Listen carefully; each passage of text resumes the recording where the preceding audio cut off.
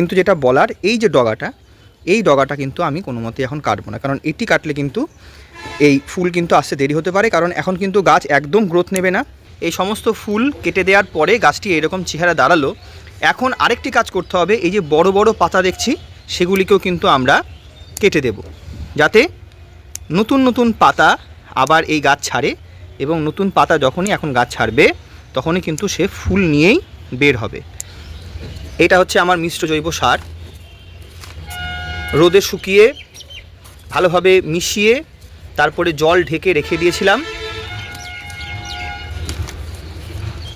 এই দেখো, এই হচ্ছে সেই পরিমাণ।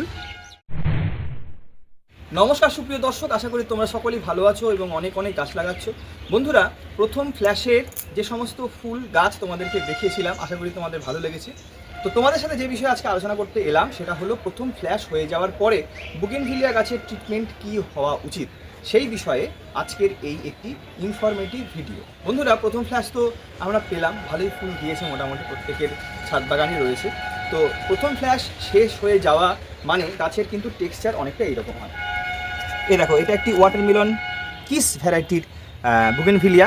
গাছের রং কিন্তু দেখছো বেশ ফেড হয়ে গিয়েছে এবং ধীরে ধীরে কিন্তু ঝরে পড়ছে। এই যে, তো এখন কি করতে হবে, যে এই গাছের যে যত রকমের ফুল রয়েছে, এই ফুলগুলি বাদ দিয়ে যত রকমের ম্যাচিওর ফুল রয়েছে সেগুলি কিন্তু সবটাই আমরা কেটে ফেলে দেব।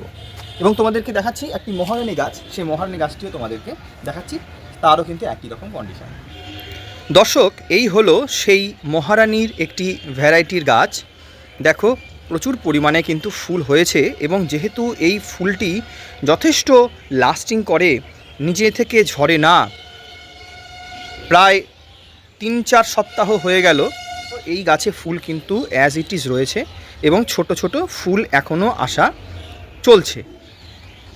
দেখো, মহারানীর ফুলের যে বিশেষত্ব সেটি হলো সাদা এবং কমলা রঙের ফুল, কিন্তু সময়ের সাথে সাথে এই কমলা রঙের কিন্তু একটা বিশেষ পরিবর্তন ঘটে এবং শেষ পর্যন্ত এটি পিচ কালারে পাল্টে যায়। তো এই ফুল যথেষ্ট ম্যাচিওর হয়েছে, এখন এই ফুল কিন্তু আর রাখলে চলবে না, তাহলে গাছটি যথেষ্ট দুর্বল হয়ে পড়বে এবং সেকেন্ড এবং পরবর্তী ফ্ল্যাশগুলিতে আমরা সেইভাবে ফুল পাবো না। এখন সময় এসেছে এই গাছের প্রত্যেকটা ফুলকে কেটে দেওয়া, এবং পাশাপাশি এই গাছে দিতে হবে এবার একটি ভারী খাবার, সেই কাজটি কিন্তু তোমরা দেখবে। তো এখন প্রথম কাজ হবে এই গাছের এই সমস্ত ফুলকে কেটে দিয়ে গাছটিকে সম্পূর্ণ ন্যাড়া করে দেওয়া। এর জন্য তোমাদের চাই একটি কাঁচি, এবং যত পুরনো এই দেখো এই যে নোটগুলি, এগুলি কিন্তু সমস্ত এই ডগাগুলি কিন্তু ভালোভাবে কেটে দিতে হবে প্রথমে। এই ডগাগুলিও কিন্তু গাছের খাদ্য যথেষ্টভাবে শোষণ করে গাছটিকে দুর্বল করে দেয়, তাই এই ডগাগুলিও কিন্তু রাখলে চলবে না। পাশাপাশি যত ফুল আছে সমস্তটাই কিন্তু আমরা কেটে দেব, যেগুলো একদম জাস্ট বেরিয়েছে সেগুলিকে বাদ দিই। যেমন ধরো এইখানে একদম নতুন যে ফুলগুলো বেরিয়েছে এগুলি কিন্তু এই মুহূর্তে কাটছি না। যেমন এখানে দেখো নতুন ফুল আসা শুরু হয়েছে, এগুলিকেও আমরা এখন কাটবো না। এখানে তোমাদের একটা কথা বলে রাখি, যে আমরা কিন্তু এখন কোনো রকমভাবে ডাল কাটবো না, শুধুমাত্র যে নোট থেকে এই ডগাটা বেরিয়েছে শুধুমাত্র সেই ডগাটাই কাটবো। কোনো রকম কিন্তু মাথার যে একদম লম্বা শ্যুট সেগুলিকে কিন্তু আমরা কোনো মতেই এখন কাটবো না, তাহলে কিন্তু ফুল আসতে একটু দেরি হয়ে যেতে পারে। দেখো আমি কিভাবে খুব সাবধানে এই কাজটি করছি, আমি শুধুমাত্র কাটছি যে ডগা থেকে ফুলগুলি বেরোচ্ছে। এই দেখো, শুধুমাত্র সেই ডগাগুলি কেটে দিচ্ছি। আমি এই যত রকমের ম্যাচিওর ইম্যাচিওর ফুল আছে সমস্তটাই কিন্তু আমি কেটে দিচ্ছি।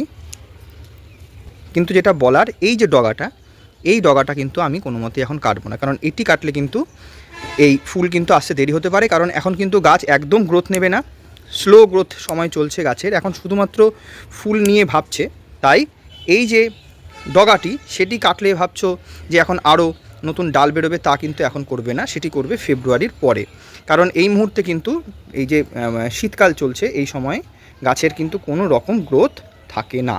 তাই আমরা কোনো রকমভাবে এই ডগা প্রুনিং পিঞ্চিং কিছু করব না, শুধুমাত্র এই যে ডগাতে ফুলগুলি ফুটে রয়েছে শুধুমাত্র সেই ডগাগুলি কেটে দেব। বারবার বলছি, কারণ এইখানেই কিন্তু ভুল হয়ে যায় অনেকের, তাতে ফুল আসতে কিন্তু দেরি হয়। দর্শক, গাছটিকে একদম ন্যাড়া করে দিয়েছি। ফুল থাকা অবস্থায় দেখো গাছটিকে কতটা ভরাট লাগছিল, আর সমস্ত ফুল কেটে দেওয়ার পরে গাছটি একদম খাঁ খাঁ করছে, দেখো কি অবস্থা। যাই হোক, এই সমস্ত ফুল কেটে দেওয়ার পরে গাছটি এরকম চেহারা দাঁড়ালো।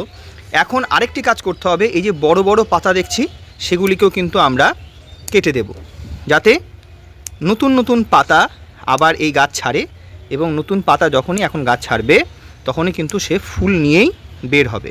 তাই যত বড় বড় আমরা পাতা দেখছি কম্প্যারেটিভলি, সেই গাছের পাতাগুলি কিন্তু আমরা কিছুটা ফাঁকা করব, যাতে গাছটি প্রথমেই স্ট্রেস না পেয়ে যায় এবং নতুন পাতার সাথে ফুলটা নিয়ে আসে। এই কাজটি এখন আমাদের করতে হবে। বড় পাতাগুলিকেই শুধুমাত্র আমরা এখন এইভাবে কেটে দেব। এবার আমি এই যে টবের যে চারিদিক সেটা একটু হালকা করে খুঁড়ে নিচ্ছি। একদম টবের ধার বরাবর জায়গাটিকে আমি ভালোভাবে খুঁড়ে নিচ্ছি। সবটা খুঁড়ে নেওয়ার প্রয়োজন নেই, কারণ উপরেই থাকে গাছের ফিডার রুট, যে ফিডার রুট খাদ্য গ্রহণ করে। আমি একটু যেহেতু মাটিটা চেপে বসে গিয়েছিল, তাই শুধুমাত্র ধার বরাবর এই কাজটি করলাম। দেখো কতগুলি ফিডার রুট চলে এসেছে, অসুবিধা নেই। এরপর দেব আমি এর মধ্যে একটু ভারী খাবার। দর্শক, আমার কাছে প্রায় হাফ বস্তা মতন এই মিশ্র জৈব সার তৈরি করা থাকে, সব সময় থাকে। দেখো এই হচ্ছে তার রূপ। এখানটায় কিন্তু হাড় গুঁড়ো, শিংকুচি থেকে শুরু করে সবই রয়েছে। মিশ্র জৈব সার একটা দুর্দান্ত গাছের খাবার। এই খাবারটি এখন আমরা প্রয়োগ করব। যেহেতু আমার কাছে 8 ইঞ্চি পট রয়েছে, সেক্ষেত্রে আমি এই মিশ্র জৈব সার প্রয়োগ করব 1 মুঠো। এটা হচ্ছে আমার মিশ্র জৈব সার। রোদে শুকিয়ে ভালোভাবে মিশিয়ে তারপরে জল ঢেকে রেখে দিয়েছিলাম। এই দেখো, এই হচ্ছে সেই পরিমাণ 1 মুঠো মিশ্র জৈব সার। এবার আমি যে ধার দিয়ে খুঁড়ে নিলাম সেই ধার বরাবর কিন্তু আমি এই সার ভালোভাবে কিন্তু আমি গাছকে দিয়ে দেব। এটা হলো গাছের পার্মানেন্ট একটি খাবার, স্লো রিলিজ ফার্টিলাইজার। সব রকমই রয়েছে, যেহেতু ধীরে ধীরে গাছ গ্রহণ করবে এবং গাছ কোনো মতেই দুর্বল হবে না। এইভাবে আমি চারিদিকটা খুঁড়ে এই মিশ্র জৈব সার দিয়ে দিলাম। মিশ্র জৈব সার কীভাবে বানাতে হয় তার সম্পূর্ণ একটি টিউটোরিয়াল ভিডিও আমার চ্যানেলে রয়েছে, যদি মনে হয় তাহলে দেখে নেবে এবং অবশ্যই নিজেরাও বাড়িতে বানিয়ে নেবে এই সুন্দর সার। আমি সামান্য একটু ভার্মি কম্পোস্ট দিয়ে জায়গাটাকে ফিল করে দিলাম। যেহেতু গাছে খাবার মাটি ছিল একটু কম, আমি সেই জন্যে ভালোভাবে এখানটায় আমি দিয়ে দিলাম একটু ভার্মি কম্পোস্ট। গোড়া থেকে একটু দূরে রাখবো জিনিসটা।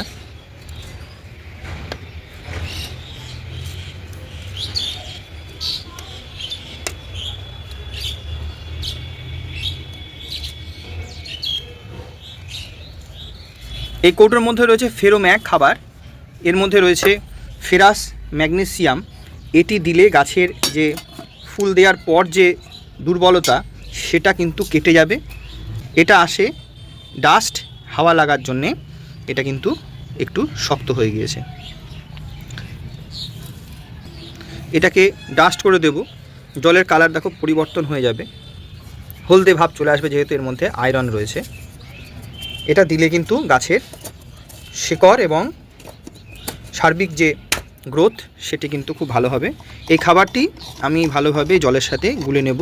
দেখো কালার চেঞ্জ হয়ে গিয়েছে, একটা ব্রাউনিশ ভাব চলে এসছে। এবার এই খাবারটি আমি গাছের গোড়ায় চারিদিকে দিয়ে দেব, বেশি পরিমাণে নয়, হালকা করে, কারণ এই মুহূর্তে কিন্তু গাছের চাহিদা খুব কম জলের ক্ষেত্রে বিশেষ করে। তো এই হলো প্রথম ফ্ল্যাশ কমপ্লিট হয়ে যাওয়ার পর পরিচর্যার একটি রুটিন। এটি অবশ্যই তোমরা ফলো করবে। সেকেন্ড এবং থার্ড ফ্ল্যাশ বা পরবর্তীতে আমরা যে মার্চ মাস পর্যন্ত ফুল পাবো, তার জন্য এই কাজটি খুবই গুরুত্বপূর্ণ।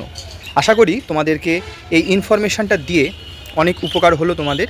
যদি তোমাদের এই ভিডিওটি ভালো লেগে থাকে তাহলে চ্যানেলটিকে সাবস্ক্রাইব করে আমাদের পাশে থাকবে। আজকের মতন টাটা।